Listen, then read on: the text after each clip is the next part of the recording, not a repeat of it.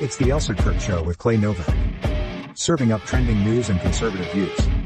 Brought to you by the Elsa Collection and Refuge Medical. And now, it's time for the show.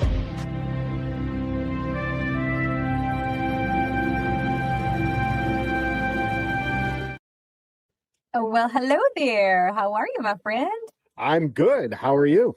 I am good. Are you ready to brawl over here? Yes, folks, it is that time of year again. It's our last show of 2025, crazy enough. And our traditional holiday show that we've done, this is, I think, the third in a row. Little more controversial this time. Elsa's got some plans. We're going to debate some stuff. Yeah. You know, the problem is we always get along. This is a problem, Clay.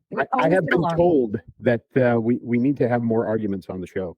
Yeah, so we're going to throw down right here today. It is on, but we set up some ground rules, right?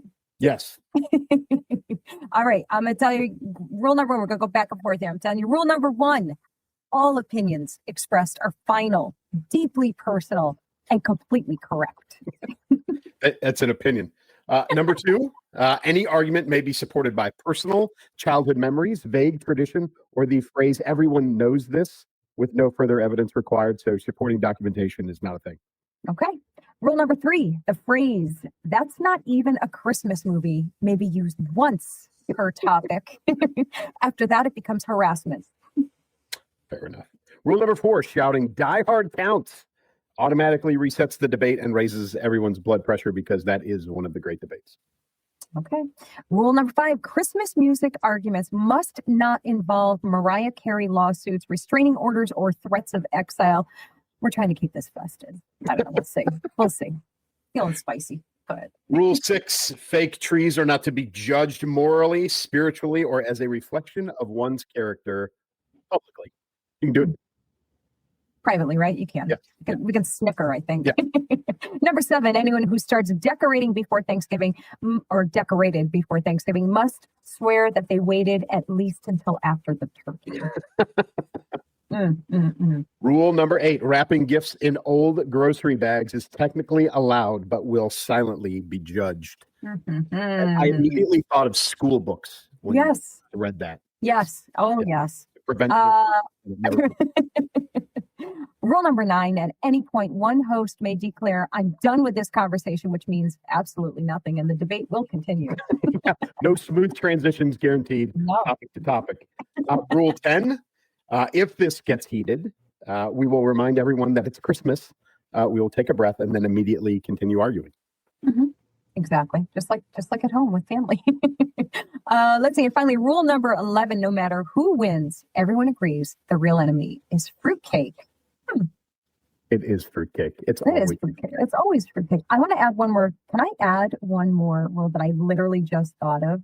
I may veto, but go ahead. Okay.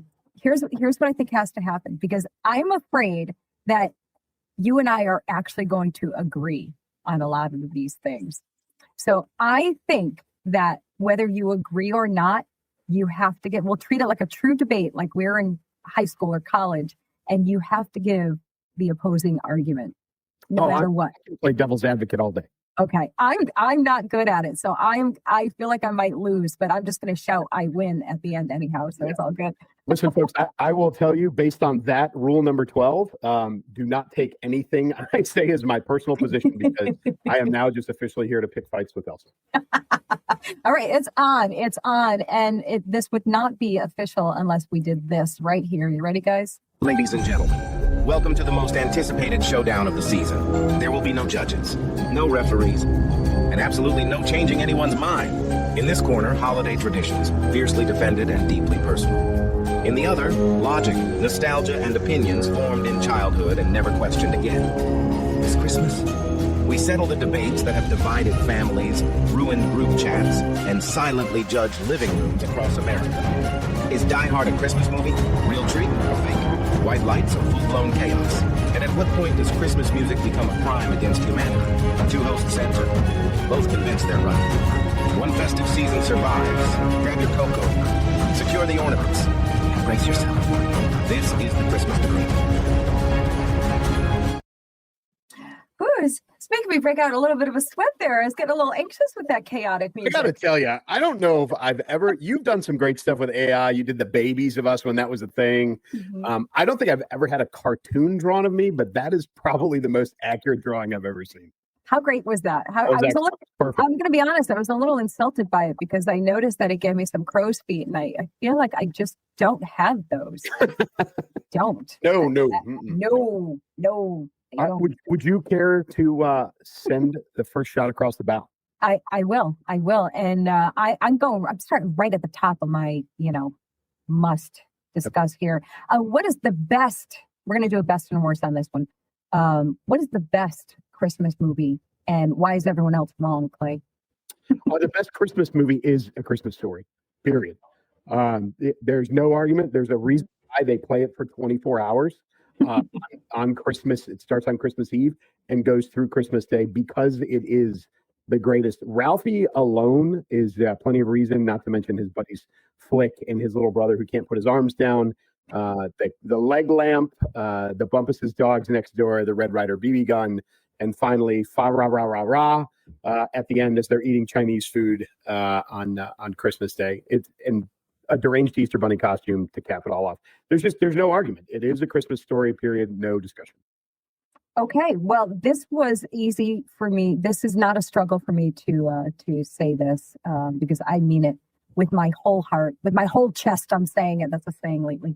I completely disagree with you. I hate that movie so much. I do. Listen, I don't know. Ralphie annoys the heck out of me. These people are miserable humans. They're mean. They're rotten. Yes, I know it's a movie, guys. Don't even come for me because I know you're going to come for me in those comments. I never liked the movie. I only liked You'll Shoot Your Eye Out. That is the only thing I like about that movie. Mom. I know.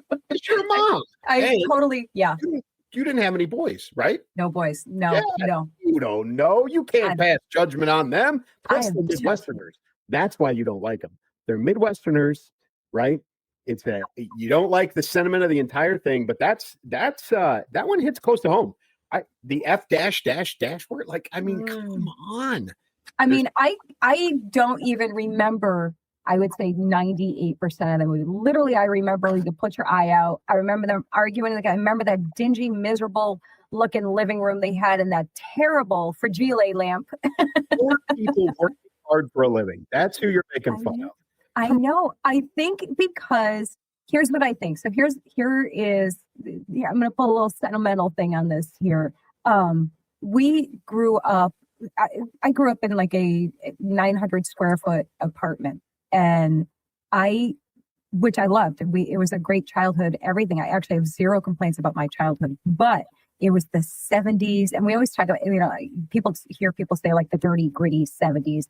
That is what I think of every time I picture that era. And while my personal memories are good of that, anytime I see any movie in that setting, in those dingy colors, it makes me feel instantly sad and depressed. So I think that is what my problem actually is. I like everything to be shiny, happy, pretty, glowy, nice. I'm sorry. It's just the way I'm designed, guys. So my family actually has a very weird connection with these. Did you know there's a sequel to A Christmas Story? Now that you're saying it, I think I did know that. It came out a couple of years ago. And he's grown up. Right. He is grown up. Right. Mm-hmm. He's got his own family. They brought back literally every living actor from the first movie is in the sequel. But the original Christmas Story is a favorite of my dad's. Mm-hmm. I actually bought him a Red Ryder BB gun for Christmas one year when I was like in my late teens, I think.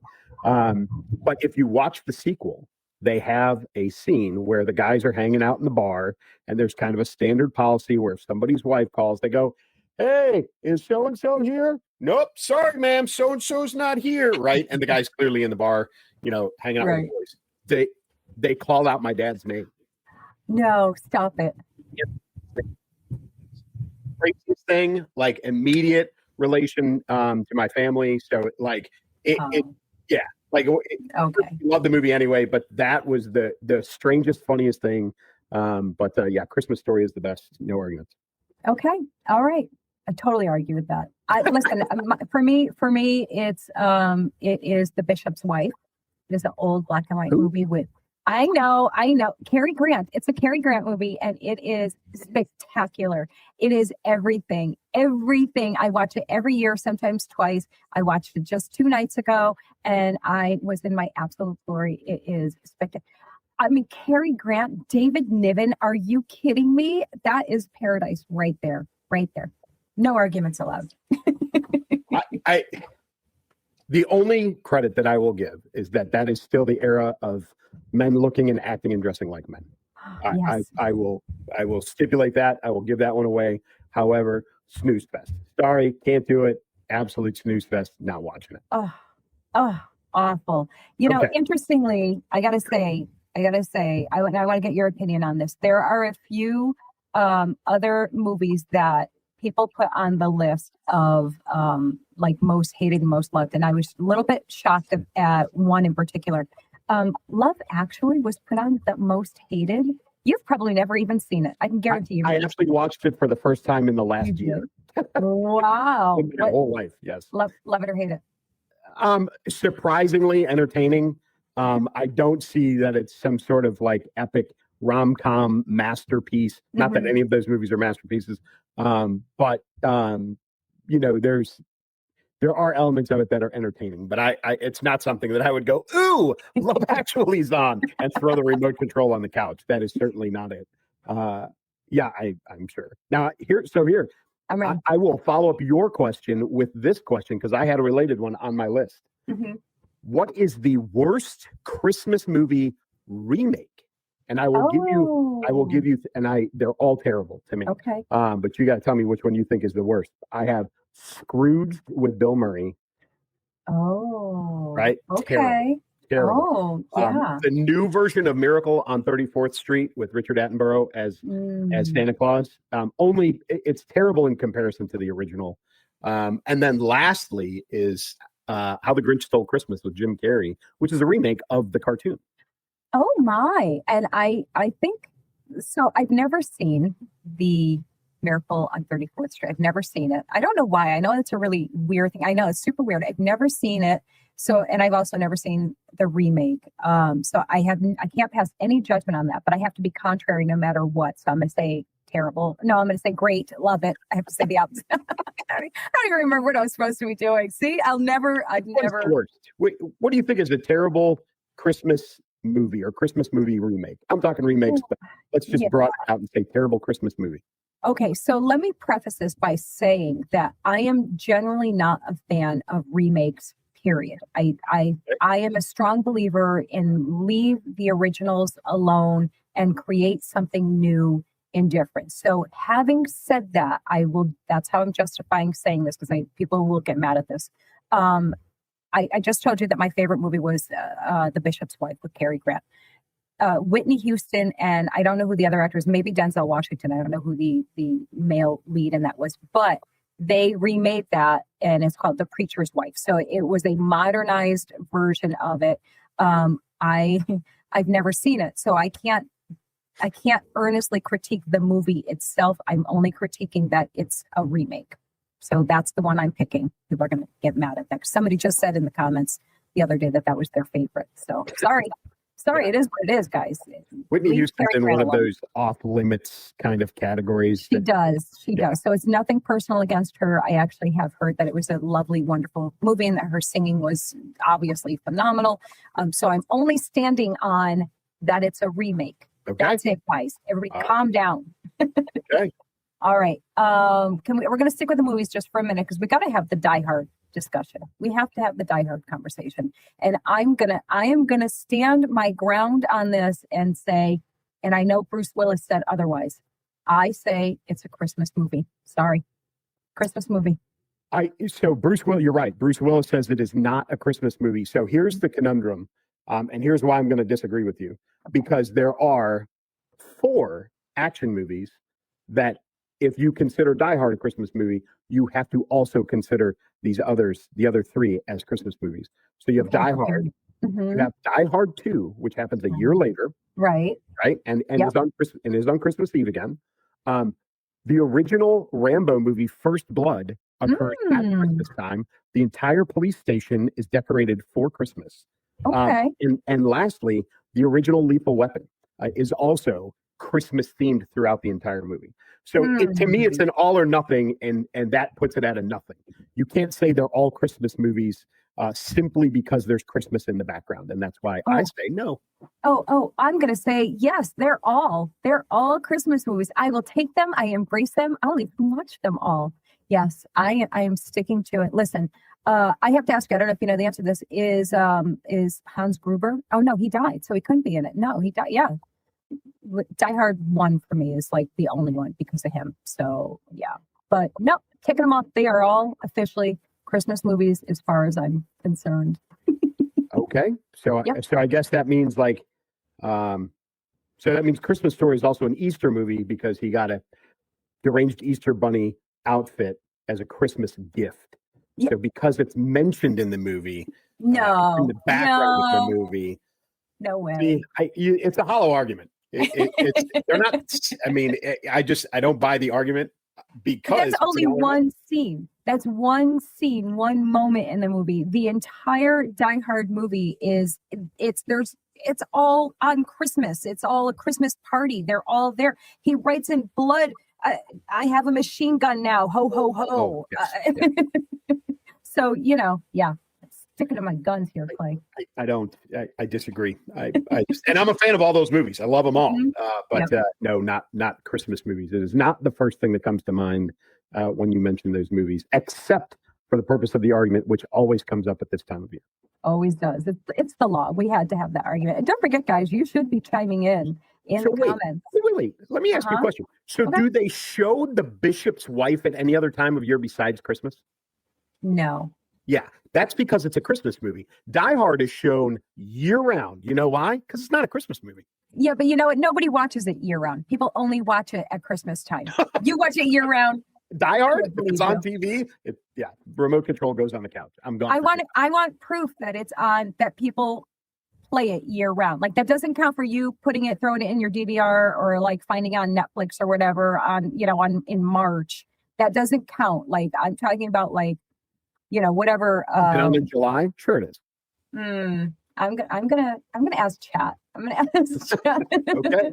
I want chat. So I'm gonna come back to that. I'll probably end up putting it in the comments because I'm gonna ask chat to look for, maybe somebody else could do it for me right now and throw it in the comments. I want to know like when Die Hard has been played on like mainstream networks that like everybody gets like all the time. Like, remember when we were kids? Or maybe still The Wizard of Oz, they would always play it like in November. That's when you knew, that Thanksgiving was coming. I mean, you knew anyhow, but you know what I mean. Are you looking it up right now? What I'm looking at, the release date for the original Die Hard. Okay. Oh no. What's the original release date? They don't have Christmas movies on July 15th of 1988. I'm just saying. I think they do. So okay. When all else fails, you just deny. Just deny. Yeah.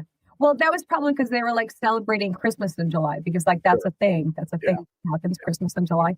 It's a thing. Anyway. Okay, your turn to ask. Okay.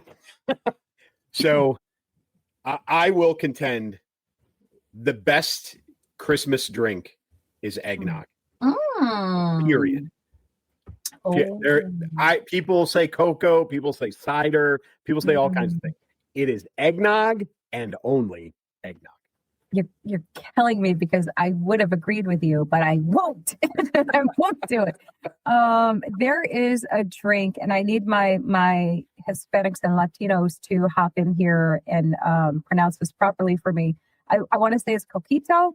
Somebody's got to correct me on that, but it is a my Chilean ex-father-in-law used to make this, and it's got like rum and coconut, and I have no idea what else, like a whole bunch of stuff in it. And it is amazing. And you get lit like a Christmas tree on it. So somebody tell me the proper name in there, but that's the one I'm going with. And yeah, I got to find somebody to make that for me. No, it's eggnog. You can I know people drink cocoa whenever it's cold. Mm-hmm. Eggnog's only available in the grocery store for like 6 weeks, and it's really from Thanksgiving to like New Year's Day, and that's I will give you that much. I will cede to that is factual. But I feel like the coquito only comes out at that time of year also. So I feel like it's a valid counter beverage. So I would pick you for like a cocoa and rum chata kind of girl. Yeah, I'd be cool with that. I like a good like a chocolate martini. You know, maybe throw a couple marshmallows in it and a little peppermint stick. Yeah, I'm good with that. As a matter of fact, I really want that right now. Oh my goodness. So yeah, that's what I'm going with. A little, maybe a little bit outside of the box, but that's Fairly. the one I'm going with. But secretly, I do love a little bit of eggplant. Yeah.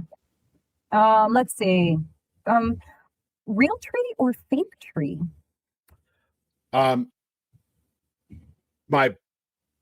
In practice, it's a plastic tree, but I am a bigger fan of the real tree.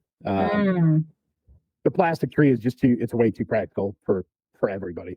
Nowadays with the pre-lighting and everything else, you just put it together. The lights are already wired into the tree. All you do is plug it into the wall. There's no cleanup. There's no watering. There's no pets knocking it over. There's none of that. Like the plastic tree is the most practical thing in the world, but it does take all of the season out of the season. I don't know. I feel like you're playing the middle of the road here. I feel like you're not. Preference is the real tree. I haven't had one in years, but my preference is the real tree. Okay. Darn it. All right. So that means I got to go with the fake tree, which we have done for quite a few years now, which I always swore we would never, ever do. I wanted, I was a diehard real tree person because the aforementioned apartment that I grew up in, we weren't allowed to have a real tree. So the management wouldn't let us have a real tree because fire hazard. So we always had to have a fake tree growing up. And anybody who grew up in our era remembers what those fake tree looked like. They're not like the ones they have now, which are just absolutely gorgeous and realistic. You can even get them scented, pine scented now if you wanted. So we always had the fake tree as a kid. So as I got older, I was like, I will never have a fake tree ever again. And here we are, full circle. Having said all that, I am not somebody who should have a real tree. I water it on day one. That's it. I am the fire hazard. I have no business having a real tree. Okay. But we have to discuss this part of a fake tree. Mm-hmm. Colored, snow painted, tinsel trees, like the silvery pipe cleaner, the ones with the snow painted on them, or like a pink Christmas tree. Like, can we agree none of that should happen, like, ever? I will allow that agreement. And listen, folks, I'm not saying this because I grew up, my grandparents on my mother's side, my grandmother was 100% Italian. Their Christmas tree when I was growing up was a green artificial tree that was completely decorated in gold and yellow. All the ornaments were gold. The tinsel was gold. The lights were yellow. Everything about it was gold and yellow. And it was perfect and beautiful every year. So I'm not saying that. It was a green tree with very coordinated decoration. What I'm talking about is the pink Christmas tree or the fake snow on it or the ones that are made out of tinsel pipe cleaners. Like that stuff. We can't have that. That's terrible. Yeah, we're pausing our rules just for a moment to be in agreement because I cannot bear the idea of it at all. It needs to look as realistic as humanly possible. Like it needs to look so real that you have to go over and touch it to confirm its fakeness. And my mom loves, she likes her white tree. She's got a white tree and I humor her and say, "Oh no, it looks pretty, Mom." Yeah, she doesn't watch the show, does she? She does. I just got caught out. I just threw myself into this. She'll be commenting any moment now. Mom, don't comment, Mom. Don't comment. Don't say anything. All right, who's up? Oh, I think I'm up. Let's see. Oh, so since we're talking about the tree, let's talk about the lights. White lights, color lights. Inside or outside? Inside on the tree. I inside on the tree, I'm totally okay with colors. Okay. On the outside of your house, white only. Like lights. I hate inflatables in the yard. Like, I can't stand those things. I think like not far from my house is one of those houses that has $8 million in lighting, that when you pull up next to the house, they have a sign that says tune your radio to this radio station, and their lights are in sync with the radio station. I can't imagine living across the street from them for even the month or so that it's decorated. But I think outside decorations on your house should be very subtle. I think they should be, you know, the inflatables are terrible. You know, the lit up reindeer in the yard, I could do without. Inside on your tree, colored lights are completely okay. I am so tormented right now that I have to, by my own stupid rules, disagree with you. Remember, we're playing the opposite game right now, That guys. is correct. Yay for colored lights outside. They look so amazing and classy and elegant, and yeah, I mean, they're festive. I will say that they're very festive, and this is even worse for me to have to say than that. I love inflatables out in yards. They look so beautiful. Yeah. I'm just glad that my kids are grown and these are not issues I have to deal with. Listen, God bless you if you're somebody who does that. You are full of Christmas joy and spirit and enthusiasm and excitement. So anyone who does love the things that we don't love, listen, I mean, we're in cancel culture now, so, or have been for a while, but it's not a reason to unfollow, guys. So stay with me. Folks, we're all just having a good time. Just a good time. We're all having a good time. Somebody will take offense. I know it. Okay. All right. On the decorations, Mm-hmm. and we kind of mentioned this on the front side. What is the earliest and what is the latest for decorations? So, in my very strongly held correct right opinion, it would be the day after Thanksgiving, not a minute before. And then they must be taken down by, I will give some grace and say January 2nd. I prefer January 1st to make them gone. But yeah, that is the soonest and the latest, in my opinion. How about you? I have those exact same dates written. Exactly. That's so boring. However, I will argue, especially on the backside, you can go by, and arguably by tradition, you should go by the 12 days of Christmas. So you should have until, I guess that would make it the 5th of January. If you go by the 12 days of Christmas, that gets you from Christmas to the 5th of January, in which case that would be the end of Christmas celebration and therefore decorations and lights. So I would tell you that decorating on Thanksgiving is tradition for a lot of people. That evening after the meal is over with, I know there's a ton of people that put Christmas trees up. I know that as you get older and you have kids that are in college and they're only home for a week, you want to utilize them as much as you possibly can. So that week of Thanksgiving, while your kids are home, folks decorate. Yeah, especially hanging the stuff outside, right? You have forced labor. So if you got to do it on Tuesday before Thanksgiving, then so be it. Absolutely. Yeah. And I always kind of have a little bit of appeal, I guess, to the whole getting the Christmas tree on Christmas Eve, because there's people that do it's like their Christmas Eve tradition. Like that's when they get their tree and they put it up, and then they do keep it up until, whatever. They keep it up a little longer. I like the idea. So I'm kind of torn too, because we used to, I haven't hosted in years, of course, with the family and the kids in Florida now, we always go there.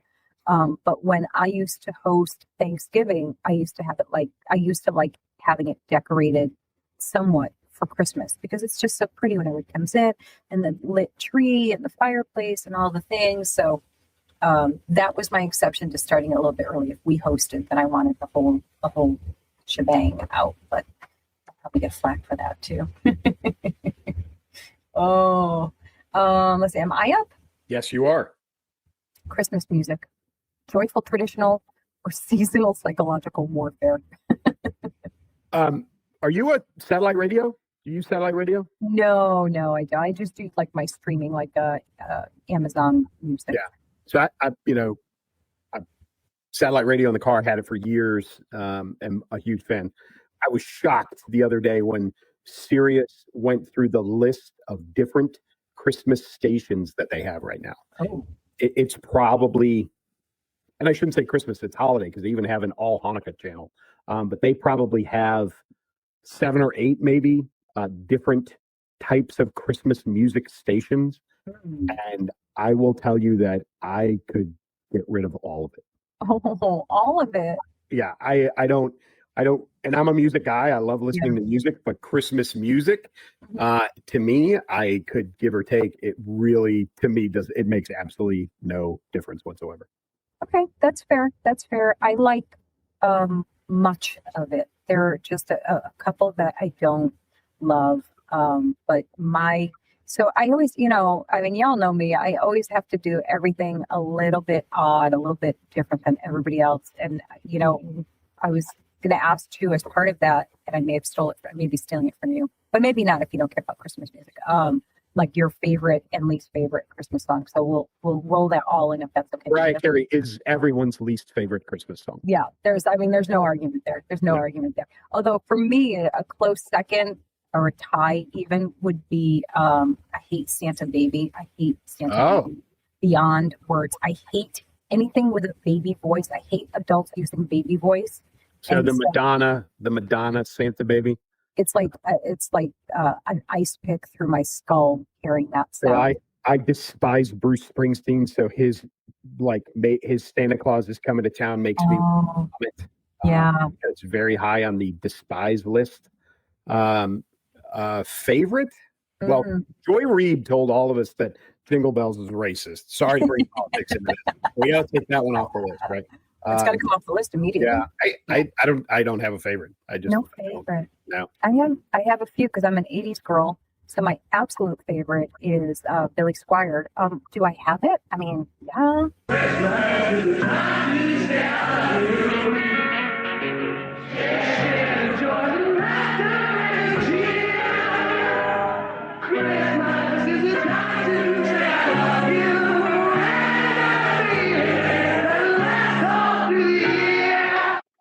Okay, I'll stop. Yeah, so that's the same guy that sang The Stroke. Love him. We're on the same sheet of music here. I know, but I love him. I loved him then. I love him now, and nobody's gonna stop me. Darn it. Yes, I am. I was and am a Billy Squier fan. Some people are probably sitting here, who the heck is Billy Squier? I don't know who that is. But yes, that. And my other favorite, which is actually on the top list of hated songs, is The Waitress's "Merry Christmas." You don't know that one? You win. It's like they go, Merry Christmas, but I think I'll miss this one this year. Do, do, do, do, do, do, do. I think probably if it's horrible because it's actually a really sad song. But what was that? What was the one feed? Christmas Time in Africa, or what it was called? Oh yeah, Big Aid or Live Aid. Yeah, it was whoever that was. I mean, that was like it was almost like the Live Aid one that they did. Like that one. That's the one. Great harmonies. It's a great song, but if you listen to the words and the message, it's like everybody's starving and dying. It's Christmas time. It's not the song that you eat during Christmas dinner when you're shoveling in that delicious food and you're like, oh, okay, sorry. Yeah. Oh, yeah. I'm a fan. Who's up? Am I up? You're up. Okay. What is your Christmas dinner? Oh, yeah. So I don't know what it's going to be this year because the kids are cooking, but traditionally there's, there's usually like a roast, or like prime rib or something. It depends on whose house we're at. So if we go to my ex-husband's house, he does a prime rib. My daughter and son-in-law, they do, he did a prime rib last time too. I think that's the one. Yeah, that's like the main thing. Now growing up, it was remember, or if you're just learning this for the first time, I'm half Cuban and half German, and we would go Christmas Eve to the German side where we would have sauerbraten, and that was like the main thing. And then my grandmother would make like a million other things too. So, but that was like the main everything, the sauerbraten with that gravy and dumplings. And I'm getting so hungry right now just thinking about it. Yeah. Yeah. What's your vote? You got to pick one. Oh, What- come on. I want all of it. You want all of it? I want all of it. So let me, because it's such a great nostalgia, I will go with sauerbraten. That was our, yeah. That's good. Like I am. So I wrote down like basically there's like 4 options, right? You have an ethnic or heritage, right? Like you'll have Italians who will do the Right. 7 fishes, no meat, right? They'll do the pasta thing. You'll have whatever. Pick your race, ethnicity, heritage, whatever people have that. There's a lot of traditions around that. You've got prime rib, which is very popular. I think turkey should be banned on Christmas because turkey has its day. Like you don't do that twice. I think you got Thanksgiving. You don't do turkey again. I know there's a lot of people that do, mostly because it's easy to feed a bunch of people with a turkey, and it is a lot cheaper than a prime rib. But I'm going to go with a sideways choice and say ham. I love a good spiral ham. Like, right? You got the cloves on top. You got the mustard, brown sugar, pineapple juice, glaze on top. Like ham for me is the way to go on Christmas. Yeah, I think a lot of times we'll have it as a secondary. Like my older daughter is very like, you must have the ham, like, and she wants that for on Thanksgiving also because she doesn't like turkey. So we actually always have both, like both holidays. It's like whatever the main thing is, then a second main, which is always the ham. So yeah. And it's the best cold. I'm sorry, I know people are going to say things about turkey and blah, blah. Ham, sliced ham is the best cold leftover the next day. I'm sorry. It beats a turkey sandwich every time. Yeah, I know I'm supposed to disagree, but I can't disagree. That is, That's because you're Cuban. That's a Cuban I know. thing. Right? It's so Cuban. Yeah, it's so Cuban. Absolutely. Yeah. Oh my goodness. I'm so hungry right now. Oh my gosh, I can't even take it. All right, let's see. Opening gifts, Christmas Eve or Christmas morning? Let me talk through family tradition, right? How I grew up. So because we had my 2 sets of grandparents both alive and literally 10 minutes apart. We had at my dad's family, we had Christmas Eve. So we would go over to the Novak house, my grandparents' house, aunts and uncles, whoever. And my dad had 2 sisters. They both moved to Dallas, but they would come home some years for Christmas. Anyway, Christmas Eve was always at Grandma and Grandpa Novak's, right? And it was go over there. It was, dinner, and then it was presents. And we did the whole, like, start with the youngest. They open a present, then go to the next. We would open presents. If everybody was there, we would open presents for hours, right? And then you got kids driving home Christmas Eve. It's like midnight. We're trying to look out the windows for Santa Claus. But then we would get up the next morning, Santa come to the house. We would do the Santa Claus presents, right? Then we would go over to my mom's parents, my other set of grandparents, do another big, meal and Christmas. So like Christmas for us was like a full 24 hours. And it was like that for my entire childhood. Even when we got a little bit older and grandparents were maybe a little less mobile and we would try and consolidate a little bit. Or we would maybe go to my aunts, my mom's sisters instead of going to my grandparents, whatever. It was Christmas for 24 hours. So for me, Christmas Eve versus Christmas morning, honestly, my position is I don't care. We had it the whole time I was growing up. And I know that there are some people who are very strict about Christmas morning where they have a tradition of one on Christmas Eve. I know that's the thing. But for me, I know, by the way, I spent a bunch of Christmases being gone. So, right. Doesn't really matter. Christmas is whenever. So I don't care about gift opening. I really don't. Yep. Yeah. Very, very similar, upbringing. Same. We did almost the same exact thing. We always go to my grandparents.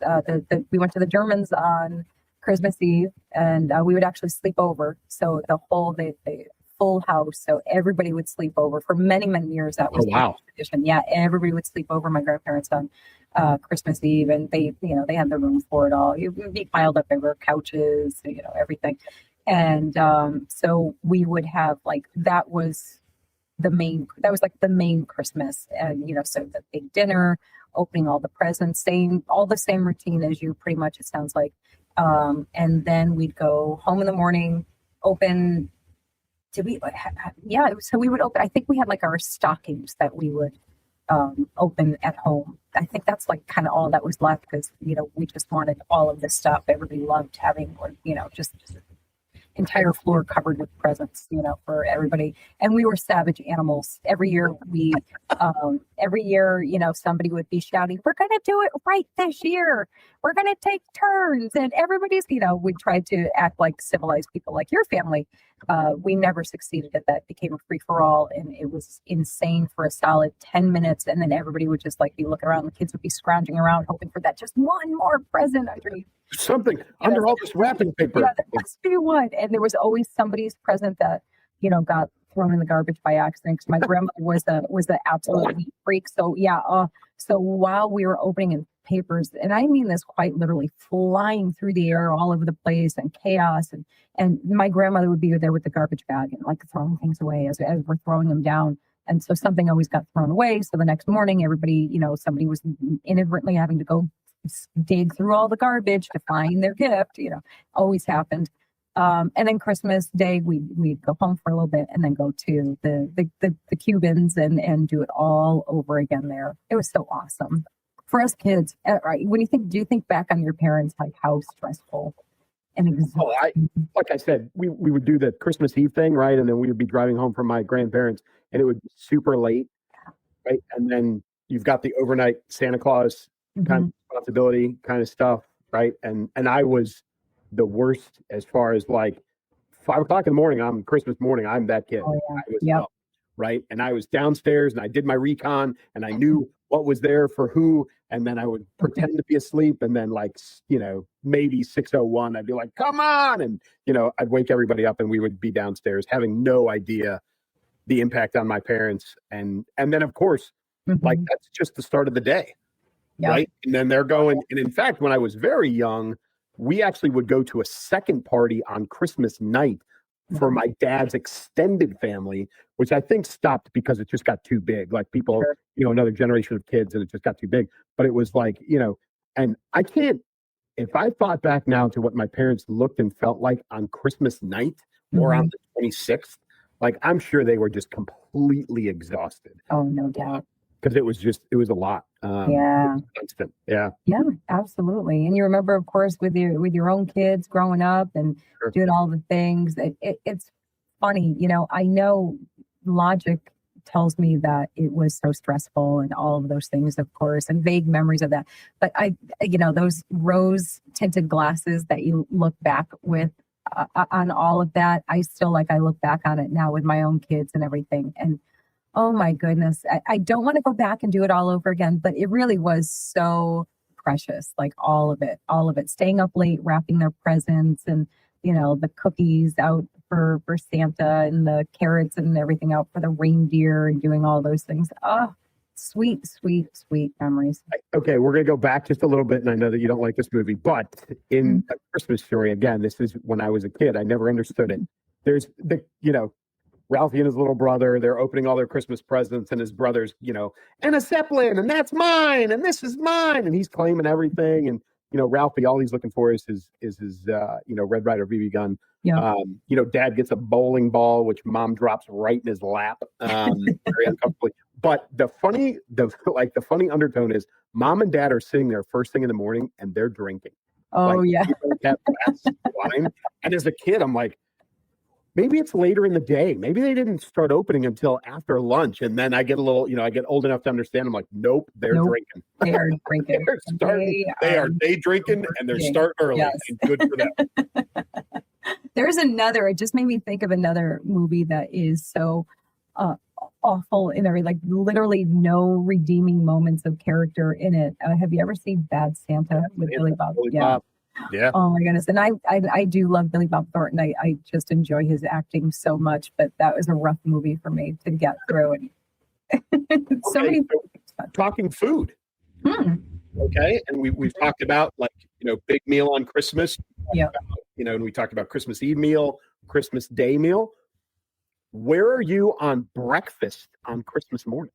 Oh, it's got to be full. It has to be literally everything. So you're not pacing yourself for the day at all. Oh no. No. There is no pacing. No pacing whatsoever. Absolute psychotic food coma fest. Like Wow. so again, my grandmother did everything. So we stayed over that night, and my grandmother would make a full spread for breakfast. And I'm talking the obvious, bacon, eggs, sausage, toast. I grew up with, as a breakfast staple, it's going to sound weird to some people, but she would make stewed tomatoes, and like a lot of pepper and salt, and we would dip our toast in that. So that was part of that whole thing. And then especially for me and my brother, it's really all about me. She would make these very paper thin blueberry pancakes, and the blueberries, so there's a trick to them, and I don't know if this was a German thing or just my grandmother thing, but the blueberries would sit on top of the very thin pancake. So, and then she would sprinkle sugar on them. So and they were huge. They were like, where's my hands? They're there. Were just monstrously huge, the size of my face, basically. And so that was a must all the time. So yeah, big, huge breakfast. It was a day. You just eat. You're pigging out, not pacing yourself for the 36 hours, whatever. You're just I would die. We were the opposite. We got into this family tradition of blueberry muffins.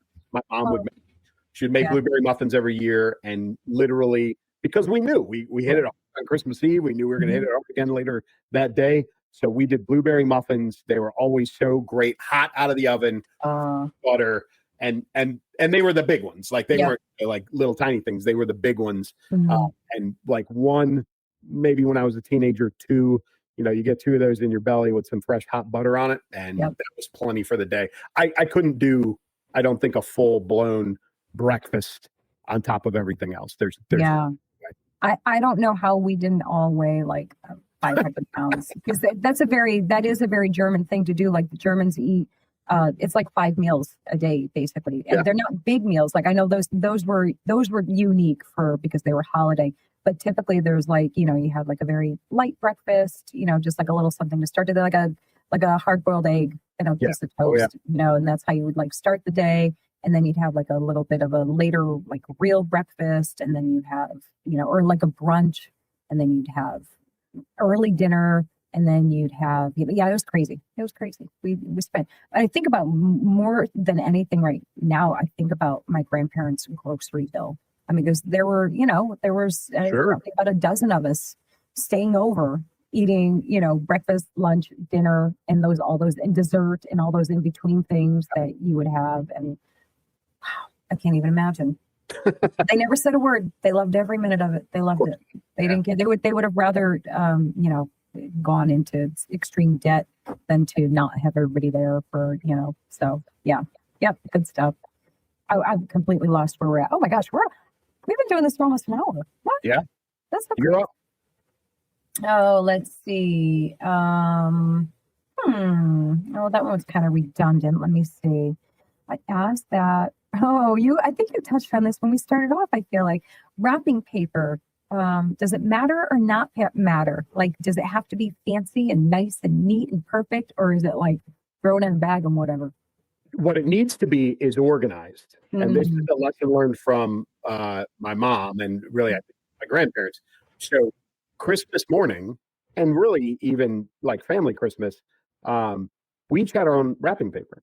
You knew what was yours by the wrapping paper, right? So she didn't, they didn't even tag stuff. It was like, Clay, you got blue candy canes, my sister would get a green and my other sister would get a red or whatever. So organized. Now, big, I think there's only two exceptions. One is a big gift that, like, if the kid gets a bike, right, or something like big like that. By the way, this is the 40th anniversary of me not getting the G.I. Joe aircraft carrier for Christmas. 40th year in a row, I haven't gotten it, and I'm still upset. But something like that, like big, wrapping paper is not necessary. The other one is, and we can talk about stockings in a minute, is gifts in stockings do not require wrapping paper. Okay. Everything else, wrapping paper. I slightly disagree. Surprise, surprise. I wrap for the stockings. I wrap every single thing from the tube of chapstick to to like the more things that they have to unwrap, the more joy I feel in my heart. My one sticking point is no gift bags. Everything must be wrapped. No gift bags allowed. Oh, that's interesting. I know it's kind of weird, right? I would disagree with you on that. Yeah. I don't have any problem with gift bags, mostly because I'm a man and I can't wrap presents. Gift bags are fully acceptable. Yeah, no, I want the work. I want the work put in. Put in that work, man. Interesting. Yeah. They're reusable though. Like, come on, stick with the environment here, Elsa. Get with it. Come on. No. I want to create more mess, more chaos. Have you ever done the box inside a box inside a box inside a box? Yeah, I mean, probably like when I don't care for that. I don't like trickery. Yeah, that's listen, if you're going to do that, there better be like a American Express black card in the smallest box. Like I should have, like, there should it should not be like, a little pair of dinky earrings or something, or a watch or whatever. I don't know. Yeah. My I do have a favorite gift I've ever gotten on Christmas Eve for us, and that would be my engagement ring from my husband. He proposed on Christmas Eve. Yeah, it was very sweet in front of the whole family, which was really great. And I did not know he was doing it that night. That poor guy, I'll tell you guys, we got a minute. I'm going to tell you a really quick story. That's like, wait. That's like Otron crazy. Like, you did it in front of your family and you didn't know it was coming at all? I did not. And they all knew. Nobody told me. Wow, that's risky. I give him, listen, I know the guy's brave, one, because he's a cop, two, because he's a Marine, and three, because he's married to you. But that was gutsy. That was a gutsy call on his part. It was. Listen, it was, he kind of sort of had to, in a way. He had to go big or go home, basically. So we have been together at that point for like 4 years. And my brother and his wife, his now wife, had been together for about 2 years. And one night in, I think it was like, it had to be November, late November. And we were driving home from a party, my husband and I. And I took my phone out of the person's side, missed a call. And there was a voicemail, and it was from my brother, who had been dating his girlfriend, a wife, for 2 years. We've been together for 4 years, just making sure you remember this. And he says, he leaves a message, and I listen to the message. And it's my brother telling me that he and his girlfriend are engaged. So exciting. Just wanted to let you know the good news. Oh, so I play the message for my boyfriend, not my fiance even yet. He's my boyfriend at this point of 4 years. And I play the message, and he hears it. He's driving. And I said, well, that's exciting. I'll have to give him a call back when we get back home. And he says, yeah, that's great. Very exciting. And then it's dead silent in the car. Oh, yeah. Uncomfortable. Oh. Yes. And every woman watching and listening right now should know exactly what I said. Hey, listen, every guy who's ever even been in the realm of getting married knows exactly the feeling in that truck at that very moment. And shame on you. Yes.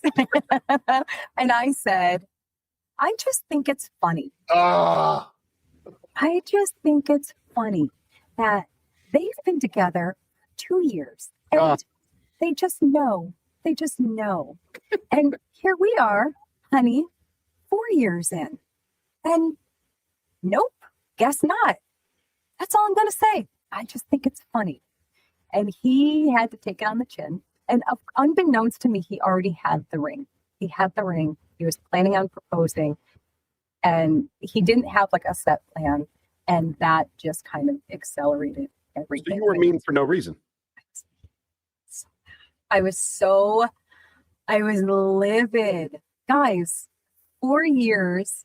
I mean, and we were very happy. Everything is wonderful. Like, we have never, in all of our years and all of those dating years, being specific, we never even had like a momentary pause. You know what I mean? Like, there was no like, we need time to cool off and see if this is what we really want. You know, there was never one of those moments. It was as rock solid and happy and good as you could possibly humanly get. So in my mind, it's like, are you kidding me right now? So yeah, that's the story. And yeah. I won. I don't care.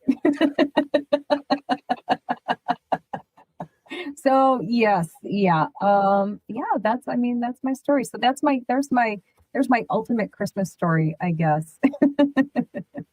Okay, I'm going to ask one more. Okay. I have a feeling that we are aligned on this, but I'm going to ask anyway.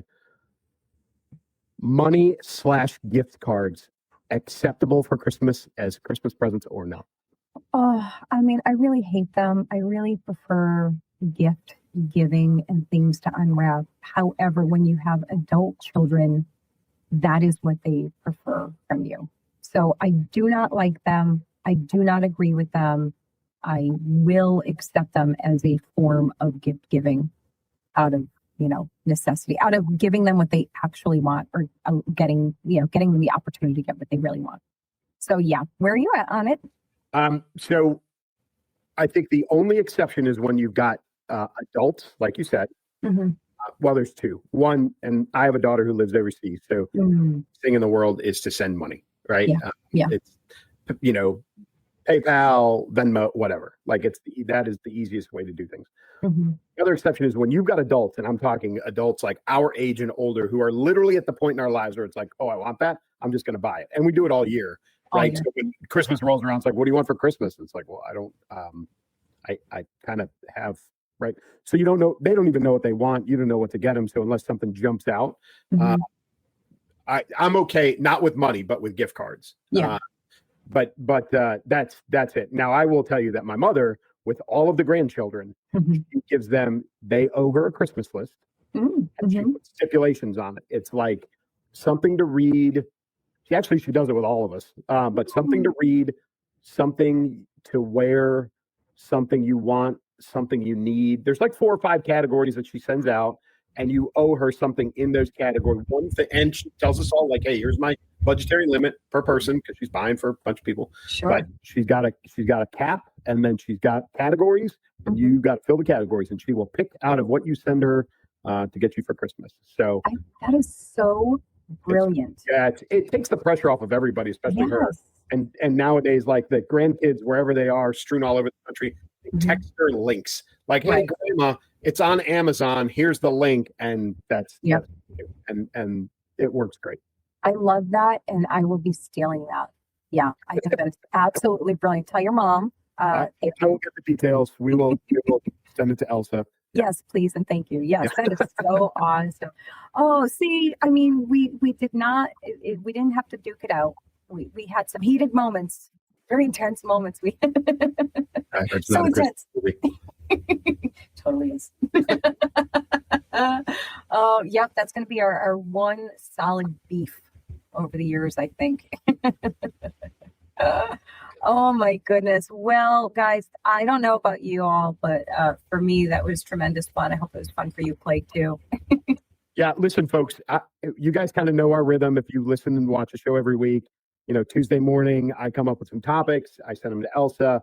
We agree on whatever time, which is usually about 3:30 or 4:30 East Coast on Wednesday is when we record, and then it comes out on Thursday night. And truthfully, I pay attention to things on Monday. I pick my topics on Tuesday. I send them to Elsa. She gives me a thumbs up sometime in the middle of the day on Tuesday, and we roll into Wednesday. This week, Elsa was like, okay, here's what we're doing. She came up with the intro. She did all kinds of pre-advertising all over social media. Like the rules right at the beginning, all Elsa. She was super excited for this. And I know, one, you're a Christmas person, I can tell. But also, we both, and I think all of you probably need a break from all the crazy politics and everything going on in the world right now. So every year we do this, and we will continue to do that for the lifespan of the Elsa Kurt Show with Clay Novak. Yes, this is our tradition. We get to say that because, like you said, this is like 3rd year in. This is our tradition. This is what we do. It's so sweet. I love it. Our annual pre-Christmas show. So Our 2-week vacation. yes, 2 weeks. And it's not to say that we won't miss you guys. We do miss each other. We love doing this. This is never ever a chore. This is never something I ever go, oh, I'm going to do the podcast today. I have never felt like that. So I appreciate you, Clay. Thank you for making it such a joy and easy for me and just giving me someone to talk to all the time instead of my silly self. Well, folks, thanks for tuning in. Once again, this is our last show for 2025, and we are thankful for all of you, and we will see you after New Year's in 2026. And for me, as always, keep moving, keep shooting. Take care, guys. We'll see you when we get back. Bye. Terry Davis wanted a quiet life, the Midwest, a rifle, a little peace. But trouble keeps finding him on every inch of American soil. From cornfields to the Capitol, the enemy hides in the shadows. And when the country needs one man to stand up, Terry does what he's always done. He keeps moving. He keeps shooting. The fight for America has a new battlefield. And he's already in it. The Terry Davis series available now. From small-town love stories to battles of truth and loyalty, Elsa Kurt's books follow the same heartbeat. Ordinary people facing extraordinary moments. You'll find romance, drama, second chances, even a peek behind the microphone in her newest release. Multiple genres, different worlds, same thread. Bold truth, real faith, no apologies.